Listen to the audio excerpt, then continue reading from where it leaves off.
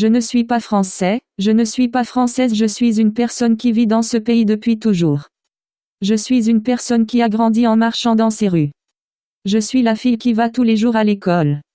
Je suis le chauffeur de bus qui la conduit tous les jours. Je suis sa maîtresse qui lui enseigne son savoir. Je suis son père qui la serre dans ses bras le soir. Je suis sa meilleure amie à qui elle raconte tout. Je suis son premier copain. Je suis sa mère qui la réconforte. Je suis le professeur à qui elle demande conseil. Je suis la fille qui la regarde timidement du coin de l'œil. Je suis son patron qui le donne son premier emploi. Je suis l'homme avec qui elle se marie. Je suis sa fille et son fils qui se blottissent contre elle dans le lit. Je suis le rabbin, le prêtre, l'imam, qui la réconforte à l'enterrement de sa mère.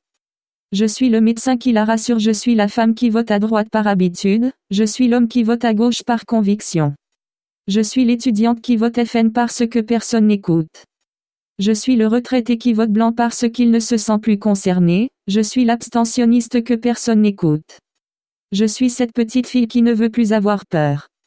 Je ne prétends pas représenter la population dans son ensemble, mais aujourd'hui je me fais porte parole de tous ceux qui partagent ma pensée. Depuis longtemps, j'ai peur. Je n'ai pas peur de mon voisin, des étrangers, de ceux que je ne connais pas, de ceux qui sont différents de moi, de ceux que je ne comprends pas, de ceux que je ne contrôle pas. J'ai peur de ceux qui décident pour moi. Tous les 5 ans, nous devons faire un choix. Nous devons élire une personne, une vision, un programme. Pour les 5 prochaines années, nous n'avons aucun contrôle sur ce qui suivra, aucune certitude sur ce qui arrivera.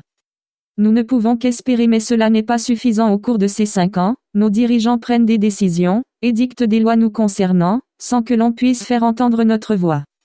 Et lorsque le mandat se termine, nous constatons que bien peu a changé, que peu de promesses ont été tenues, qu'une fois de plus nous avons déçu. Mais ce qui ne change pas cette peur. Cette peur n'est pas celle dont on nous parle à la télévision, à la radio ou dans les journaux. Cette peur, c'est celle que tout le monde connaît, mais on ne parle jamais, c'est celle de nous voir spoliés de nos droits.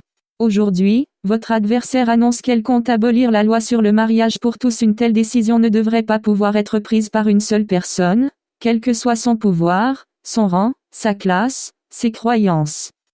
Rien ne justifie qu'une seule personne puisse supprimer ainsi un droit individuel. Une loi qui a été édictée dans l'intérêt de l'individu ne devrait pas pouvoir être abolie sans l'accord explicite du peuple.